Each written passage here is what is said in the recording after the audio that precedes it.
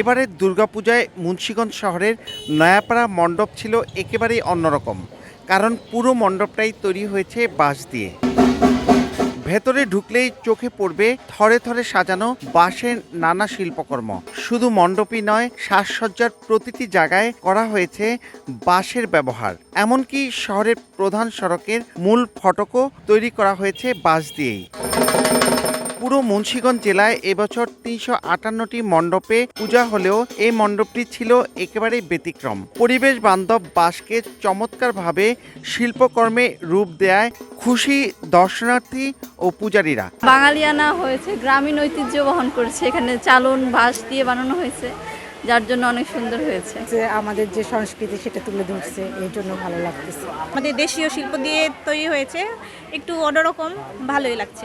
গ্রাম বাংলার যে থিমগুলা ওগুলা ফুটে আনছি এবং বাঁশের জিনিস কাজগুলো গ্রাম বাংলা ব্যবহার করা হতো আগে, এখন কিন্তু নাই, বিলুপ্তর পথে। সেই বিলুপ্ত হওয়া জিনিসগুলো ফিরে আনার চেষ্টা করছি। সবাই মিলিতভাবে ছোট বড় সবাই এক মাস আগের থেকে কাজ করে এই মণ্ডপটা তৈরি করছি। আমরা প্রতি বছরই চেষ্টা করি তার সুন্দর পূজা করার জন্য, যাতে মানুষ দেখা তৃপ্তি পায়। এবার আমাদের মা হাতিতে আছেন, দোলায় চড়ে যাবেন। তাই আমাদের দুর্ভোগ আমাদের দুষ্কৃতী লোক আমার মা প্রতি বছরই এদের নাশ করতে আসেন মঙ্গলার্থে। গ্রাম বাংলার হারিয়ে যাওয়া ঐতিহ্য হিসেবে পরিবেশ বান্ধব বাঁশের গুরুত্ব তুলে ধরতেই এমন আয়োজন বলে জানান আয়োজকরা। আমাদের নয়াপাড়া পূজাটা সবসময় চেষ্টা করি অন্য আঙ্গিকে বা নতুন ব্যতিক্রম করার জন্য।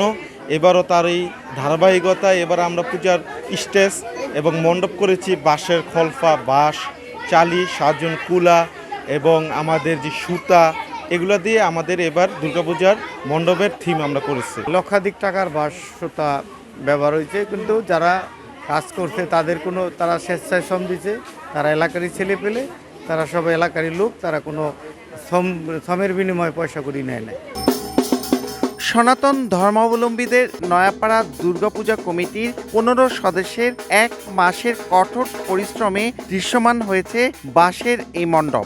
লোকজ ঐতিহ্য ফুটিয়ে তুলতে এই মণ্ডপ তৈরিতে 250টি বাঁশ, 120টি বাঁশের চালন এবং 50টি বাঁশের চাটাই সহ দেশীয় নানা রকম উপকরণ ব্যবহার করা হয়েছে।